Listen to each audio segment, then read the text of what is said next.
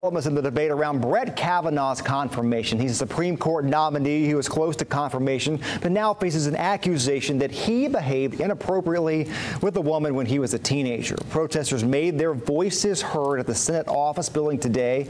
The attorney for Kavanaugh's accuser, Christine Blasey Ford, said today she's willing to testify before the Senate Judiciary Committee, provided that the terms are fair. Kavanaugh says her claim is not true. Across the country, calls to hear more from Kavanaugh's accuser in an FBI investigation.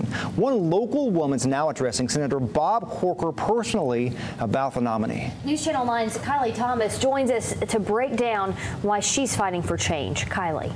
Well, that Chattanooga woman sent this letter to Senator Bob Corker and posted it on social media yesterday.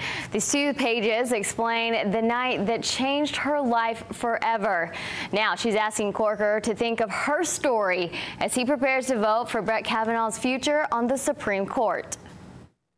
What if I had worn something different? What if I had stayed home that night? What if I hadn't had a beer? And a string of questions that haunt Elise Higley. It's like it can wear on you and just make life harder.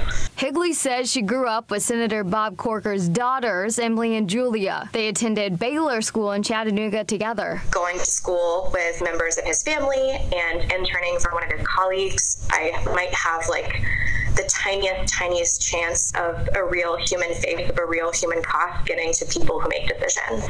In her letter to the senator, Higley says she was raped when she was 16 years old. And I fell asleep and I woke up while something really horrible was happening to me. Flashbacks of that night still creep into her days. Higley is willing to relive her trauma if it means transformation. The House and Senate really keeps in mind sort of what's been happening recently and the things that women have felt at liberty to say that they haven't for so long. We reached out to Senator Corker's office. A spokesperson says Senator Corker takes all violence against women seriously. That's including Higley and Dr. Ford. He believes they deserve to be heard. Pressures that are building around this, that's going to be a difficult task for people on both sides, but it needs to be handled in a respectful manner. But for Higley, it's incredibly disappointing. She's just hoping her experience will resonate with the lawmaker. She writes, as you consider the nomination of Brett Kavanaugh, I urge you to think about me and my story. Would you allow someone who assaulted Emily or Julia to hold a lifetime appointment? Now, if you would like to read Higley's letter in full, just head over to our website. That's NewsChannel9.com. Back to you.